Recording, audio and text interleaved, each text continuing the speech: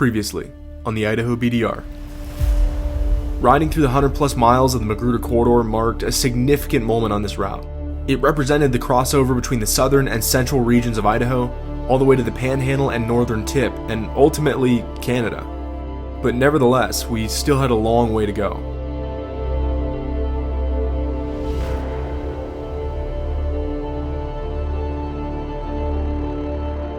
By this point, we had covered all the lost ground as a result of the delays from making repairs and any other problems that we had over the last week and a half.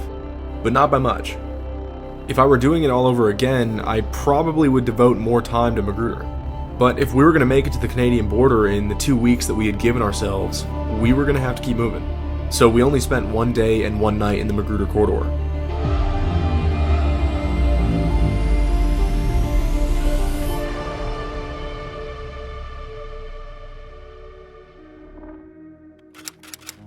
After leaving the Magruder Corridor, we had a quick layover in Lake Como before resupplying in town the next day. This is where we ultimately decided that we were going to have to make another adjustment to our route. After nearly 1,000 miles on the road, we had experienced everything from storms and lightning to crashes and making repairs, but now we would have a new challenge: wildfires. For the next 2 days, we had to take the highway and navigate around the fire zones.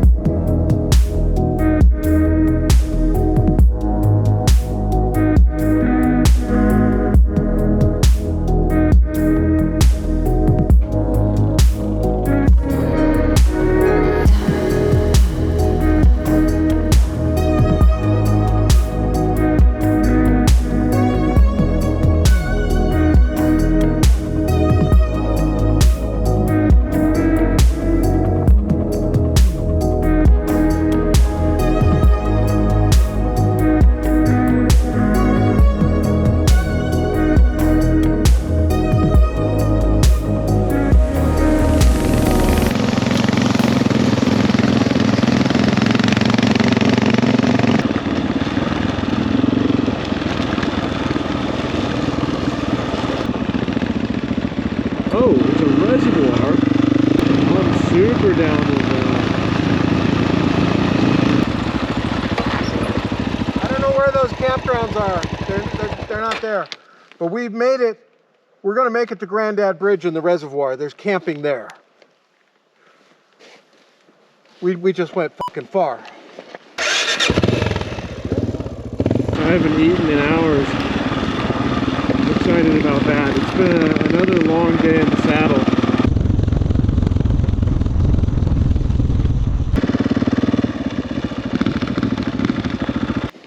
Rough day. We made it.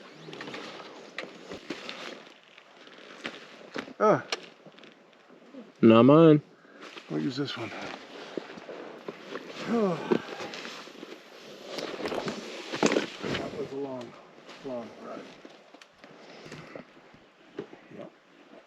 I could scrape the dust off me with a knife.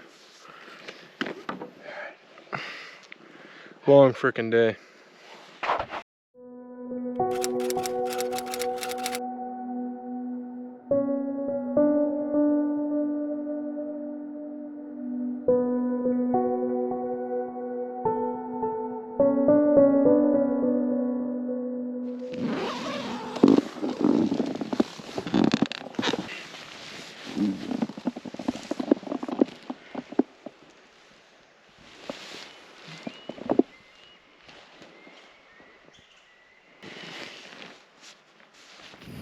Alright everybody, this is a pretty momentous day. I'm down to my last bag of coffee. So currently I'm right at the 20-hour mark, so I'm already pushing the limits on oil changes for these. I'm supposed to be doing this like every 15 hours, so 20 hours is pushing it, but sometimes that's as best as you can really do. So we're making the most of it. Now I can take a look at the drain plug, and it looks like we do have some metal shavings in there, but not too bad. Yeah, you can see. So you can kind of see there's a couple meaty metal chunks in there, which I'm pretty sure I know exactly what that's from. I had a really bad shift sometime on the low motorway, and it didn't sound very happy. So I guess that's the result of that. So, and I'm using this microfiber towel just as a, you know, just in case I were to spill anything. I didn't want to get it on the nice grass and stuff.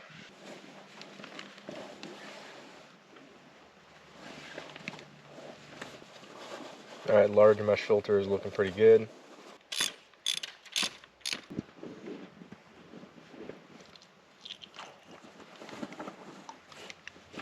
But so you guys can see the mesh filters are looking pretty good. Pretty happy about that.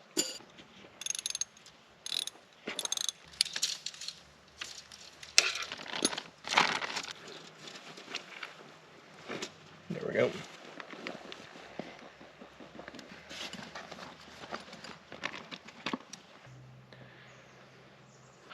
Get that new filter put in there.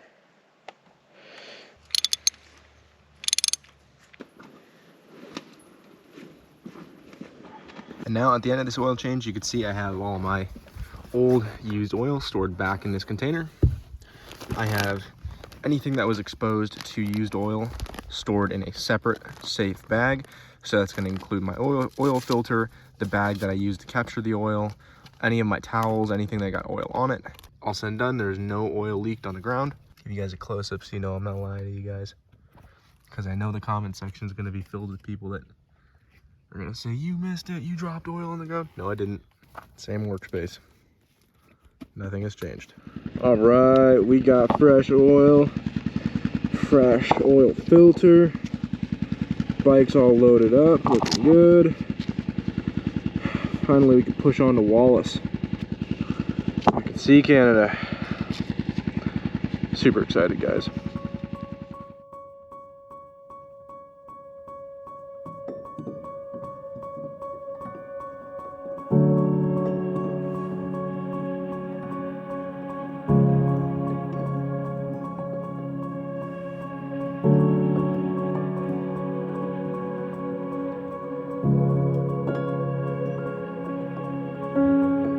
This was now the 11th day on the road, and at this point it was just a few hundred more miles before we would be standing at the Canadian border.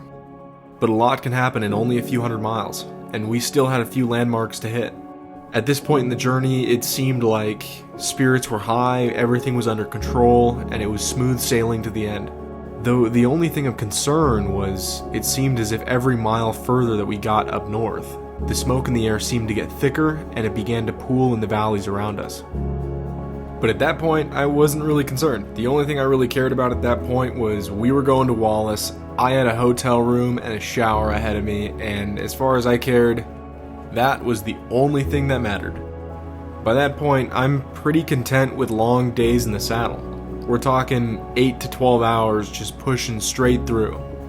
But this far into the trek, it's hard not to get kind of reflective on the whole journey. And there's no better time to reflect than being locked in your helmet for 12 hours. But I had to remind myself, it wasn't over, and we still had to keep going. And little did I know at the time, that last push wasn't going to be easy.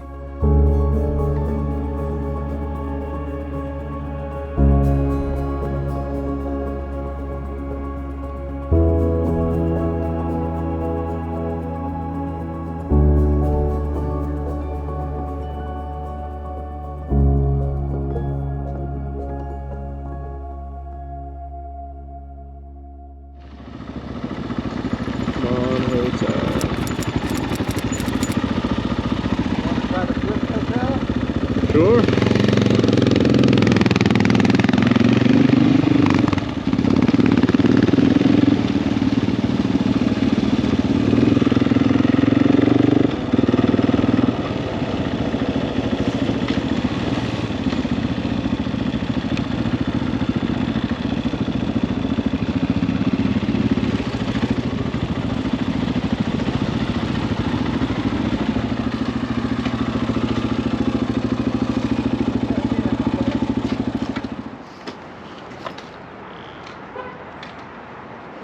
Alright, let's see if we can't get a room.